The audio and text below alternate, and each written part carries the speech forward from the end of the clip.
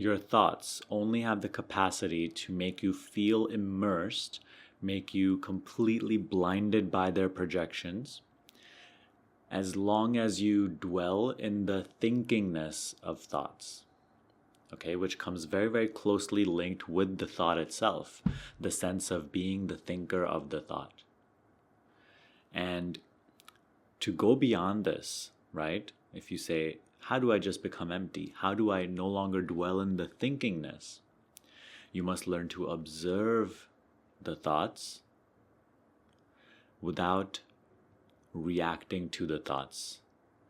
And this is a capacity you only recognize you even have upon the invitation to observe your thoughts. That is why observing your thoughts is a very powerful practice in its own right, right? Inquiry has its place, and it's the central, most important going inward. However, observing your thoughts itself is an important practice because it reveals to you that you have the capacity to observe, to look, without involving yourself in any way whatsoever. Because you see, that reaction that arises to the thoughts, so the thoughts that are observed, and oftentimes the reaction to the thoughts, right? Perhaps some fear, like to what thought is arising, or some sort of attachment to what thought is arising. That reaction is itself just another thought. And both the reaction thought and the original thought are observed from a deeper place from which you are already looking, already seeing, already knowing.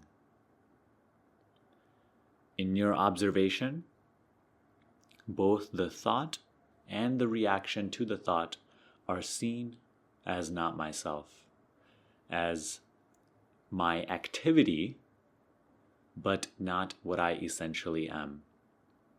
And so just by observing, learning to look at the thought and learning to look at the reaction as well without further reacting, because any further reaction is also just mind, is also just another thought, which we again get pulled into the level of, we get pulled into identification with. Learning to see all this arising as just the activity of mind and having to do nothing with it, wanting to do nothing with it, wanting to do nothing to change it, wanting to have no involvement or interest in it. Just looking, just seeing, just knowing. It brings you instantly back into remembrance of yourself as you really are, recognizing your true essence, the place from which you know, the place from which you see, the place from which you observe. And it is at once seen that I am the one observing. And the I that is observing is not another object of awareness. It is not operating under any objective quality by which it can be defined. And automatically, now the same thoughts and the same reactions can be there. But as you learn to recognize that you're seeing from a deeper place, that you are not the things that are arising, now they start to have less and less pull over you. They start to have less and less power to pull you inside of their projections and make you experience what they are projecting. And also the belief that you have in them as what I am, the tendency of yourself to define yourself at the level of an object of awareness ceases to be more and more and more. Because you're coming into a clear seeing, a clear knowing. You're, through the practice of just observing, your mind begins to be cleared of many of these wrong impressions, many of these wrong ideas that you were previously operating under, that you were previously responding to life from. That's the level from which you are dealing with your life, your day-to-day activity. And so just this practice of observing creates a vast depth in your understanding of yourself and the space from which you now respond to life's challenges, life's just day-to-day events, tasks, responsibilities, duties. In this way, self-observance aids the inquiry. The observing of the mind aids the inquiry. And through consistent practice of both, you create a depth in your understanding of what you essentially are. So learn to look without further reacting. Learn to see and observe just for the sake of seeing and observing. That's all.